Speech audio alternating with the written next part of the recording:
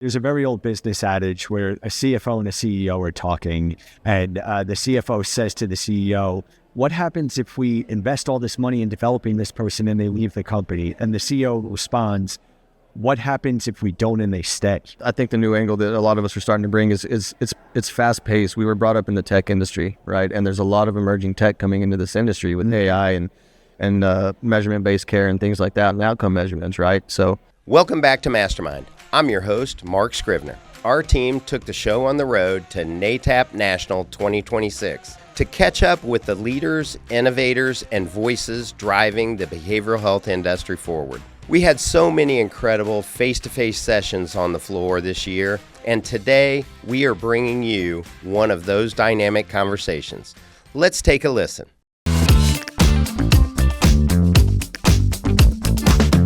Welcome back to MasterMined. I'm your host, Mark Scrivner, and I'm joined, as always, by my fabulous co-host, Jeff Skillen. Jeff, man, welcome to the show. Mark, always a pleasure. And today we're joined by Sam Bierman, co-founder at Maryland Addiction Recovery Center, and Ryan Brewer, co-founder and chief executive officer of Zia Recovery Center. Guys, thanks again for being a part of the show. It's great to have you. Oh, it's an honor. Thank you so much. Thanks for having us. Yeah, I appreciate it. How has NAATP National been for you this year? It's as always, NAATP is super informative. I tell people it's my favorite conference of the year, and that's God's honest truth right there. I learned the most here. My first experience with NAATP, I felt like I had arrived. Honestly, I mean, the people here in NAATP, they really care about what they're doing. They really care about the people we serve in this industry, and there's a lot of people in NAATP that were brought up in this industry and are products of this industry. So I love NAATP. Yeah, Sam, what's you? Yeah, for me, the NAATP conference has always felt more than a conference to me. It's always felt like a community coming together, and I really get that feeling here, NAATP 2026. So I'm having a great time. I'm learning a lot. I'm sharing a lot, and just really taking it all in. Yeah, well, today, I mean, we're going to be talking about youth leadership and behavioral health, and you two are at the tip of the spear on that. So appreciate all you guys do, and looking forward to this episode and hearing how you all have risen up through the ranks in this space. So, yeah, I mean, one of the things that I always find at NAATP is, I mean, it's intergenerational. It's there are so many layers of those that have come before us and then those that are coming behind us. I'd love to hear each of your stories in terms of, did you have some mentors early on? If so, feel free to name check. If not, that's totally fine too. But I'm curious, like, where do you see yourselves in terms of kind of in the industry at this stage? Yeah, so mentorship has been a huge part of my career. One of the first things that, one of the main reasons I joined NAATP was the access to the men and women that were leaders that I really looked up to. And one of the best parts about being a member of NAATP is they've always opened their arms to me.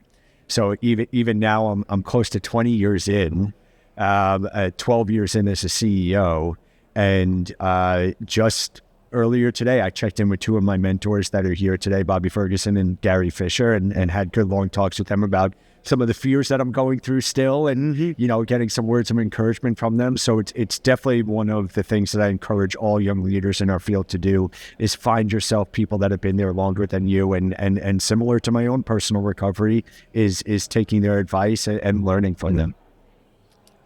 Ryan? Yeah, so this is my fourth or fifth NAATP. I'm relatively new to this. I'm kind of a baby here, but recently I've gotten to speak with Marvin Ventrell, the CEO of NAATP. We had a phone call about a month ago and got to know him real well. He got to know me, and that was really special to me. Like my first NAATP when I got here, these people were giants. It was intimidating, right? These people were giants. I'm like, oh my gosh, how am I ever going to fit in these rooms? How am I ever going to roll with these people? Mm-hmm. And it's like getting to talk to Marvin and getting to know people. And the more I come to these things, we're all the same. Like everybody's just here trying to do the best they can. And there's no one bigger, smarter, more special than anyone else. Everyone here is just really welcoming, and so that really put a lot of weight off my shoulders. In this conference, I've been a lot more open, and it's been really, really good. Well, that gives due to the generation ahead of us, which I think is wonderful and deserving. But I'm curious, like, what do you feel like you're bringing that maybe they're learning from? Sure. Good question. So I think, one of the things that I owe a lot of success to in this field is I really started from the bottom. And I encourage everybody that's trying to get in this field. And I think that that's given me a lot of vantage points that a lot of people may not have. Is I started in this field when I was 22 years old, making $6.50 an hour, working as an overnight behavioral health technician, and worked my way up through different jobs in the field and really got a feel for the overall treatment industry instead of just one sector. And so one of the things that I really encourage, like a lot of our younger staff to do, is make sure to take that all in. And every job in our field is incredibly important, whether you're, the maintenance guy or, a behavioral health technician or anything. And they all have an incredibly important part to play and to really understand like how the whole treatment center works. Right. Yeah, I think the young leadership coming up is bringing a different angle to the table with respect to the foundation that's already been built. Like, you have to have respect for that, for what's already been built here. And I think the new angle that a lot of us are starting to bring is it's fast paced. We were brought up in the tech industry, right? And there's a lot of emerging tech coming into this industry with AI and measurement based care and things like that, and outcome measurements, right? So I love that stuff. I'm a nerd about that stuff, and I think a lot of the older leadership is really looking to some of the younger leadership to really take the reins on that. For some of the conversations I've had, anyways. A friend of mine said something that I thought was spot on. It was like, the sun is currently rising on the nerd. It's like the nerd is about to have their moment in the sun, and it's like, I think that's spot on. I really do. What do you guys think? That's yeah. For sure. Let it rise, man. and it's incredibly exciting, right? It's incredibly exciting to see what all this new technology could do to support the foundation that's already been built before us, right? And how it supplements it and complements it and brings us into this whole new world of actual measurement-based outcome studies, of actual ways that our staff is able to use AI and other technology to spend more face-to-face time with our patients, so documentation isn't such an overwhelming burden. So it's just very exciting. It is. It's been talked about for years leading up to this, and that is actually happening now. So it is exciting. Yep. Yeah. Ryan, when somebody like tours your organization, like, what is the feeling you want them to feel when they walk through? Comfort. Yeah. Comfort. That's the most important thing, I think, especially if it's somebody checking out the treatment center, just seeing if they want to come to treatment with us or not. I think that's the most important thing is just building that rapport with them and just letting them know that, hey, we are you.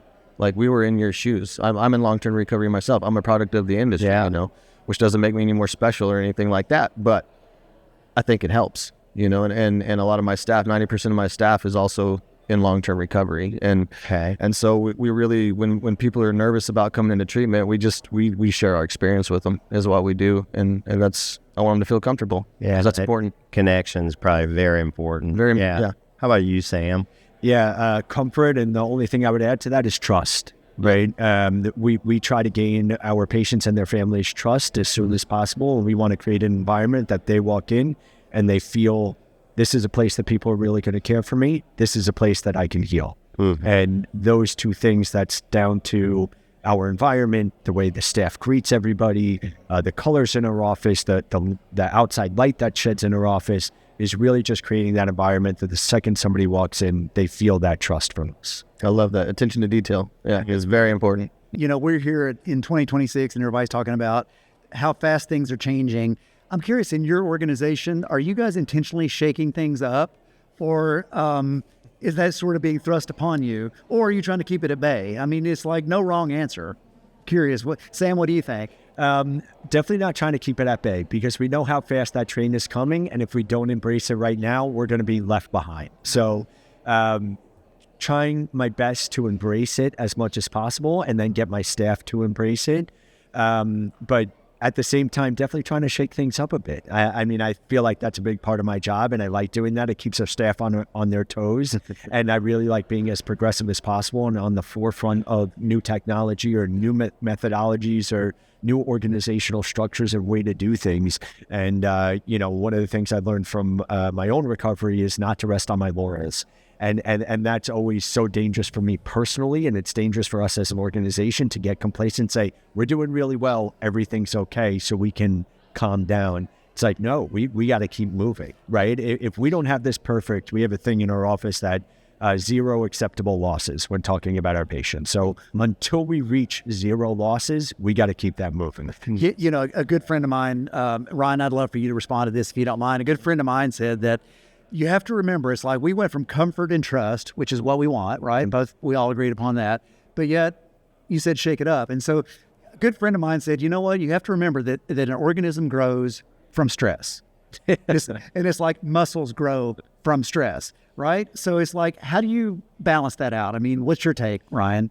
I agree 100%. That's how diamonds are made too, right? Yeah. And most pressure on something that makes the most beautiful thing, the most sturdy thing in the world, is caused by pressure. Without resistance, there is no growth, right? And that's the whole philosophy on that. And when y'all were talking about shaking things up and always moving and always pivoting, I can just picture my clinical director looking at me right now saying, really, we're going to change that now? They're watching the podcast right now. They're saying, so I know that look very yeah, it's a very common look, right? I'm sorry, wait, clinical teams like things to stay stable? Oh, yeah. Change isn't something people like, a lot. But I mean, you got to adapt, you got to move, especially in today's landscape. Everything is just go, go, go. But what I operate off of and how I keep everything balanced is that foundation of principles. You have to operate off of a foundation of principles, integrity being one of the most important ones. So, yeah. All set. Yeah, Sam, we were talking before you got here about the keynote today and future-proofing your business. And I guess, as you look out 5-10 years down the road, I mean, what do you hope that Maryland Addiction Treatment Center looks like? It's a really good question, and I've been thinking a lot about that lately. And, one of the things that's happened in our industry over the past couple of years is a lot of consolidation, right? And we're a family-owned mom-and-pop independent treatment center, and we take a lot of pride in that, right? Because it's hard to compete against the Goliath giants that are in our industry now with private equity money coming in and so on and so forth. And so my biggest hope, if I'm looking 10 years down the road, is that we're staying as progressive as possible. We're keeping our integrity intact. And the care that we are providing looks exponentially different and better than what we're doing right now, right? I always feel there is room for improvement. I love the analogy that Ryan just gave regarding diamonds are made, the most beautiful things in the world are made under that type of stress and pressure. And I do agree with that, right? I don't want to put too much pressure on myself or my staff that we combust, but I do want to put enough that keeps them motivated. And so when I look at us from 10 years ago to now, the growth that we've had, not in terms of revenue, but in terms of clinical fodder, sophistication in the comprehensive treatment that we provide, I want to make sure that growth keeps going. Yeah. Ryan, how about you? Yeah, so we're a very organically grown, also a mom and pop treatment center. And I love it that way. And I picture us 10 years from now still operating off of those values as well, and still keeping that intact. Not saying there's anything wrong with conglomerates or anything like that. This is just what I know. It's what I'm used to, and it's what my staff loves to do as well. People always ask us, how come you haven't expanded? How come you haven't gone across state lines? How come you haven't, added more facilities? And I'm like, I want to fine tune what we're doing before we duplicate what we're doing. And so in 10 years, I always tell people, I think we'll be in northern New Mexico in 10 years with another facility, but probably not across state lines yet. And then also integrated with other providers across the state, which we're starting to do right now, is starting, like we may go in with a property with another treatment center in Las Cruces, New Mexico right now, just to have a community space for people to hang out and have alumni events and things like that. They're good friends of ours. So just building community with other providers in the state too is what we're really looking forward to doing. Both you guys are speaking to pressures, and we know that and I'm curious, where's the heaviest pressure? Is it coming internally? Is it coming externally? It's like, where do you feel the heat in this moment? And it's okay if you say, I don't feel any heat at all, but I suspect that's not true. Yeah, I mean, I always feel heat as an entrepreneur, as a CEO. Is that the truth? There are very, very rare times where I don't feel any heat. But pay over the last couple of years, I think the biggest heat we felt is from inflation and rising costs. We've had a lot of rising costs, a lot of salary demands for our staff, and insurance, health insurance and benefits going up for our staff and everything like that. So that's been one. And then at the same time, the squeeze from payers not raising their rates that they reimburse us at the same rate that inflation is going. And so being able to financially, our biggest thing is the intersect between where finance and care intersect, right? And making sure those two are balanced, because if either one is out of whack on some polarized scale, our model doesn't work very well, and treatment doesn't work very well, right? If you're way too focused on money, the care tends to drop. If you're way too focused on care, then you may not be financially solvent. And you got to have a balance of both. And so that balance is always something I'm consistently looking at. I want to create, the culture that we've had traditionally at MARC, which is a really healthy culture for our staff, which then trickles down to a very healthy culture for our patients. While obviously being financially stable. And so one of the biggest pressures that we've seen is that rise in costs and that squeeze from payers going on simultaneously. And how do we balance that with making sure we're financially healthy as well? So if you had to put MARC on the corner of Finance and Care Street, okay? So it's like your building is sitting right there. So which side of the block are you on? Are you on finance side or are you on care side? I'm always on the care side. And I don't just say that, I'm always on the care side. Our belief and the principles that we founded MARC on and what we believe is that if we provide good care and we do the next right thing, the finances will work itself out. And that has worked for us for a while. We have, as we've grown, we have close to 60 employees and a lot of patients and buildings and all that stuff. We've had to take more of a methodical strategy regarding our finance because we can't just ignore it. But we always put more focus on the care side. And we do have that faith that as long as we do the next right thing and as long as we take care of the people that are coming to our door, that a lot of the finance stuff will take care of itself with little tweaks. And that has, very fortunately for us, been my experience. So Ryan, where's the in that intersection? Is your building on Care and Finance Street? It's all care, man. Like just like Sam was saying here. I mean, we have very similar. You guys are agreeing way too. Yeah, no, I'm learning this as this goes. Yeah. She collaborated. So yeah, for real. No, it sounds like a really great place up there. No, honestly, sure. They're few and far between, and there's a lot of them here at NAATP actually. So, but no, I was always taught to focus on care. I was taught earlier on that money is a byproduct of good quality care, right? If you're focusing on the dollar sign and the bottom line, your focus is off in this specific field, right? I know there's other fields and there's other people who's that's their job, but me as a CEO and a founder, I want to focus on the care. I was brought up in recovery, right? So that's my focus, and just like Sam said, the rest falls in line. It's kind of crazy how it works. Yeah. Of course. So absolutely everything that Ryan said, and one of the ways that we are able to compete in the market that's getting more and more consolidated is we run based on a reputation. So people find us and we do good work and we treat people right, and then they send people us, which allows us to keep our marketing costs low and keep the majority of our funds keep dumping into improving our program and fine-tuning everything that we do instead of spending it all these marketing dollars that I see a lot of treatment centers spend. And so that has allowed us to really stay at a healthy space in that intersection of care and finance. Yep. Now, I think I know how you're going to respond to this, but I'm going to toss it out there. I mean, the flip side of that conversation, and I'm not advocating for it. I just want to see how you respond to it. You've heard the rallying cry, right? Which is no margin, no mission. Yes. Right?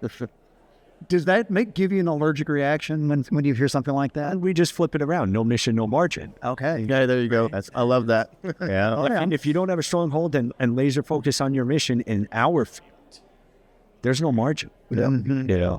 That's right. 100%. Bam. That went exactly the way I expected it. Right?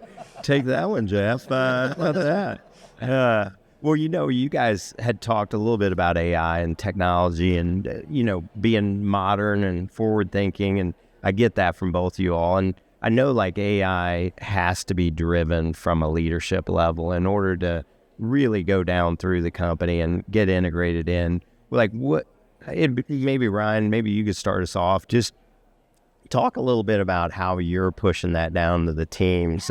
Sounded like before the interview you were using a little bit here and there, probably a little heavier than what you told me. But how are you pushing it down through the organization? So we started off. It was just me and my COO. We're experimenting with it a couple of years ago and got to sort of figure out how it all works. And then we learned that, we can really use it as an assistant to save us time so we can focus more on building good care, right?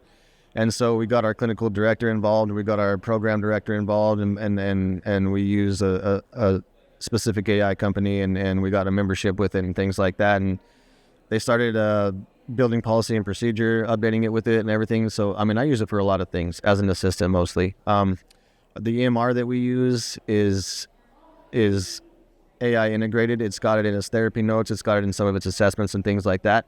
But what I do is I don't want it to replace good clinical work, right, or good note taking or anything like that. I don't want the clinicians to lose that ability. So I don't let the junior clinicians really use the AI notes right now. We really like to see that they know what they're doing, they know what they're marking, they know what they're saying, they know what they're assessing, and then later the senior clinicians get to use it, but they know what they're doing, right? So that's about as far as we've gotten with it right now. We're actually building a co-pilot with another company right now for our organization. It's going to be really neat. So it's going to be all Z Recovery Center information. The staff can get on there and ask it any questions, and it can answer them. It can tell it where it's at in the policy and procedure. This is where it's at in the handbook. This is what you do in this situation. It's going to have training modules with it. So there's going to be admissions training with this co-pilot. There's going to be crisis training with this co-pilot, and all kinds of things. So we're really looking forward to it. I'm excited about it. Yeah, so that's amazing. Yeah. Yeah. How about you, Sam? Similarly, we implemented a AI note taking for our clinicians, which a lot of the clinicians, as Ryan alluded to earlier, were very hesitant to change in the very beginning, but then really took to it and they saw the benefit of it. And so, one of the things we're always trying to do, as I said in the beginning of the podcast, is get the administrative stuff off our direct care staff as much as possible, so they could spend as much face-to-face time with our patients as possible. And the AI note-taking has really allowed them to do that. The other thing that we've used is we use a device in all of our meetings now, an AI device that records transcripts of all of our staff meetings. So you're doing the ambient listening. Yes, correct. Okay. So our clinical rounds, our directors' meetings, I use them in my supervision with the staff that direct report to me, and it allows me and a lot of the other staff to save the brain power of note taking in meetings. Yep. Hey, does anybody remember what we did in the last business meeting or where we left off? And AI takes care of all of that for us. Yeah. It really allows our brain power to be saved for the more important things. Sounds like you both use a tool doing that. What tools are you using? So we use Plod for all of our staff meetings. It's a device that just sits on the table, records a full transcript, will give you a summary. If you direct it to, it will allow you to format the meeting in the way that you want it to. So old business first and then new business, or however you're formatting your meeting. And then our EMR integrated an AI feature called KIP AI, and we use that through our EMR for documentation on individual and group therapy. Yeah. Which one are you using, right? So we use Read AI right now for a lot of our note taking stuff.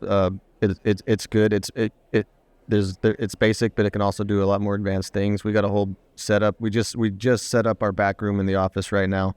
It's a brand new setup, big board table, meeting table for the quarterly meetings and the staffing meetings and things. And there's a device in the center of the table that'll go around and zoom in on who's talking and things like that. It'll record the meetings. It'll do all types of stuff. So it's really neat. Wow. Yeah.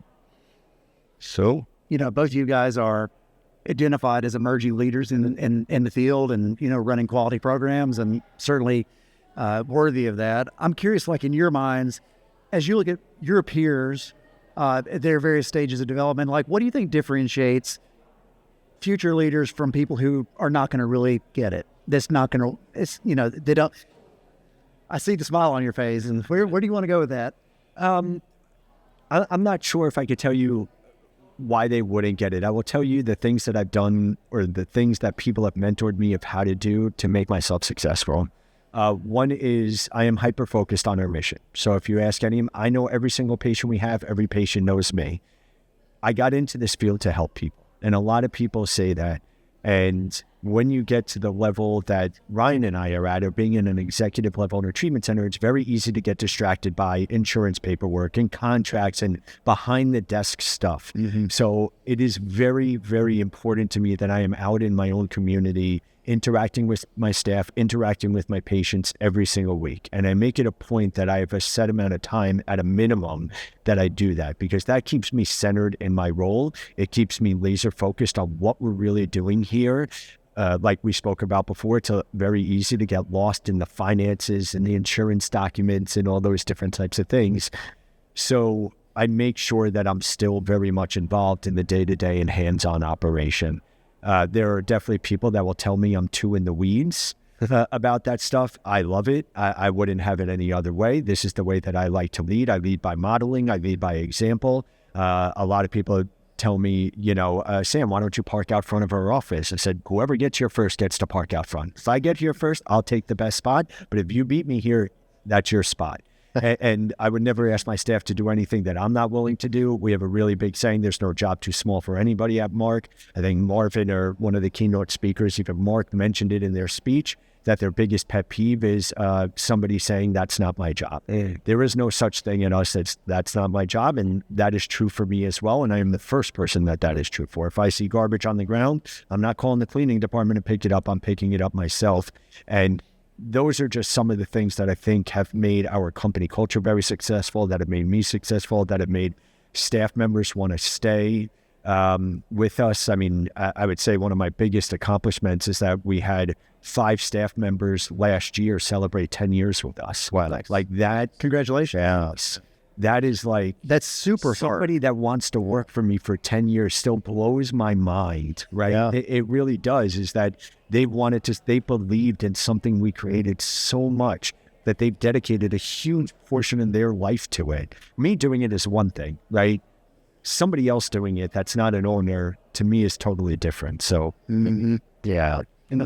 Yeah, I think what's going to sort of separate it in long term, and I can't predict the future, but I think it's the people who can keep their intentions pure about what they're doing versus those who sort of get sidetracked and distracted. Right. I mean, given both of your all's background, so here's what I'm curious about. Because of the technological advances that are taking place, and because of some of the, I'm going to say, cheap wins that can happen as a result of some of the technology, do you think that there's a risk that some people are going to come along and they will actually not have done the boots on the ground work, the in the trenches work that you've done to build that culture, to build that level of empathy, to build a program, and they think that it's like, all I need, frankly, are the technology tools, and the rest of it takes care of itself? Yep. I'm curious, what are your thoughts? There already is. I can see. Yeah, there's already those players coming in. See, I set you up really well for that one. Yeah. They're already there, and I know some of them, right? And So are you just watching, or? Well, I've been taught to be solution oriented, right? And if you're going to judge somebody, help them out. So that's kind of what we try to do. 100%. Yeah. But are they calling you at this point, or are you just standing back and observing? I stay back and observe until there's like an opening, like because I didn't seek a mentor, did they?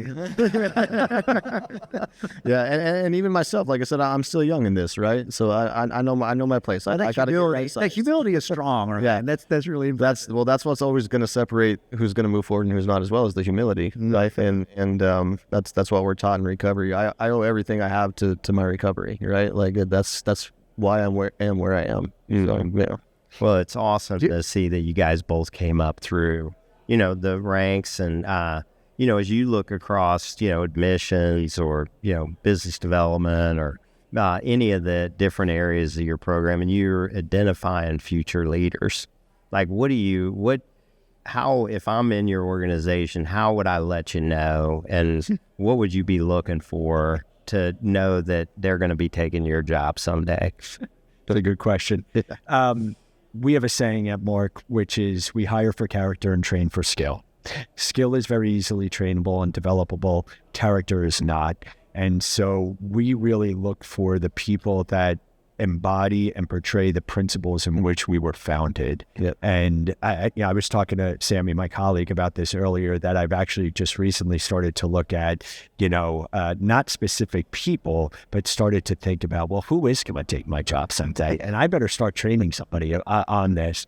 And so it's not, to me, I'm a big believer in character.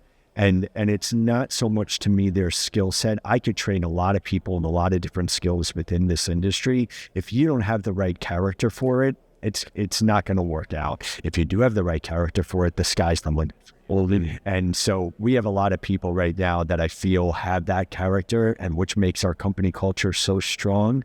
And so I don't know the futuristic answer to that, but that is what I would be looking for. Yeah.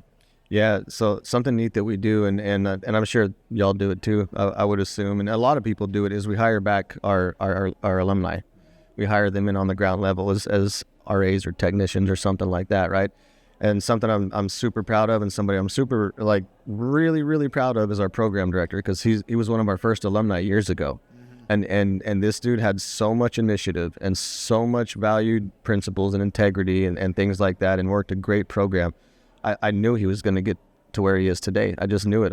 I watched, and then we'd bring him up, and we'd watch, and we'd bring him up, and we'd train and bring him up, and now he's a program director. And that's amazing. That this dude was hiding in the closet several years ago, shaking, right?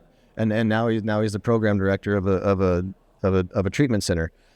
So yeah, that's what I really look for, is people with the initiative, with humility as well. I think humility is one of the biggest principles. Humility and integrity. That's why I've said it so many times during this podcast. Like, those are the two things that are going to get people somewhere. Yeah. That's what we look for. You know, everybody in this industry struggles with staffing, right? But it seems to me that if the leaders in an organization carry out this vision, it seems like hiring wouldn't be as difficult as you would think. Is that fair or not fair? I think it's just so attractive to people. Yeah, I mean, we work in passion-driven workspaces, right? If you have a passion for this thing, companies like Zia and companies like MARC are going to be attractive to you. And that is true. That was true for a very long time. And then when COVID hit and the Great Resignation happened, it was even hard for us. People switched from, I want passionate work, I want work that means something to me, to I want flexible work and I want a really good paycheck, right? And now what we've seen, that lasted for a couple of years. And during that time period, we even had a pretty hard time with hiring. And we saw the people that were applying to our jobs previously were not applying anymore, and so on and so forth. And now we've seen that come back. So that was more of a societal shift. It's like, I mean, you stayed the same. Society veered, and now society is veering back. Is that that's how we've experienced it? Yeah. Ryan, same? Yeah, pretty much. Actually, recently we just had a big nursing hire, and we hired 5 nurses because we just now started 3.7, right? So we're going full fledged with that now. And what was interesting about this hiring cycle was a lot of people would reply or ask us questions, and they'd get scared. They're like, I don't want to work in this realm. This seems hard and this and that. But the ones that we did hire, they love it. And they're like, I got to tell my friends about this. This is the best nursing job there is in the world. Like, I'm helping people. I'm not turning people over in their beds. I'm not cleaning bedpans. I'm not doing any of that. I love what I do. I'm making the difference in people's lives. And so it is attractive. And our alumni, they're asking 3 months into the program if they can work for us. Right? Yeah. They're like, I want to work here. What do I got to do? I'm like, well, get through today. And then we'll talk about it later. But no, we have no problems in hiring ground level staff. We have no problems in hiring clinical staff, anything like that, because we built such a good reputation. My team is amazing. You know, people know us in New Mexico now. We have a good reputation because of what my team has done, and they're great people. So it hasn't been that difficult lately. Just that nursing thing was a little weird because nobody was familiar with this type of treatment center down south in New Mexico. There's a very old business adage where a CFO and a CEO are talking, and the CFO says to the CEO, what happens if we invest all this money in developing this person and they leave the company? And the CEO responds, what happens if we don't and they stay? You know? And so we've always taken this stance. So we need to keep developing our people. We need to keep investing in our people. And when you do that, people want to stay because they also feel cared for, right? I think Marvin said in one of his speeches with the ASAM guys yesterday is that our field tends to not care more, but have their feelings invested more in what we are doing. And when you work in a field like that, they want to know that you're invested in them in the same right. If they're going to be invested in your patients, leadership needs to be invested in them. And so when they feel that, it makes things a lot easier. Yeah. Sam, Ryan, I mean, I feel like your best days are ahead. It's, just hearing, servant-driven leadership that you both embody, the passion that you bring towards your programs. Like, I can only imagine why people want to stay around for 10 years. And I think if you all are a reflection of this industry, we've got a bright future ahead of us. And appreciate all you guys are doing. As we wrap up, like maybe is there anything that Jeff or I didn't ask you that maybe you think would be helpful to the audience? Anything you want to share? And Ryan, we'll start with you. I think y'all covered just about anything. I just want to say, extend my gratitude out to you guys and to NAATP and to Sam. He's on a committee here at NAATP. Thanks for what you do here, man. And it sounds like we're very like-minded. it does, man. And then We'll talk after. yeah, absolutely. It sounds like there's a Maryland, New Mexico connection. Yeah, that's definitely a link there now. So, yes, thank you guys so much. But this is how this works. Yeah, absolutely. And so somebody halfway across the country that I've never met before, and we sit down and have a 30-minute conversation with you guys that you guys brought us together, and I have a pretty good feeling this will be one of many conversations Ryan and I have over the years. So that's how this works, and that's the magic of a conference like that. Yeah. I try to approach a conference. Every conference I go to, I'm like, I'm going to walk out of here with 3 people on speed dial. And it's like, and then for me, that's a metric that I use to say that it was an effective conference. Yeah. And maybe, just maybe, we've set something up right here. So we may have the speed dial situation going. There's your service for the day. Yeah, there you go. Iron sharpens iron. Right? You guys should stay very connected because you're definitely going to be the future. So appreciate all you guys are doing, and we'll go ahead and wrap up. I'll just tell you that we'll drop all your information in the show notes too. So there may be some questions coming your way, but we'll put that in there, and we'll let you know if anybody responds. So thanks for being a part of MasterMined. Yeah, 100%. Thanks for everything you're doing. Yeah, and thank you for joining us today. Until next week, we'll see you on MasterMined. That wraps up this episode of MasterMined. Thank you so much for joining us. And remember, MasterMined is not just a podcast, it's a community. So don't forget to comment, subscribe, and review us. Your feedback helps us continue to bring you content that's relevant and relatable. Thanks again to our sponsor, Snapshot, a digital media marketing agency. And thank you for joining us on MasterMined, your behavioral health playbook.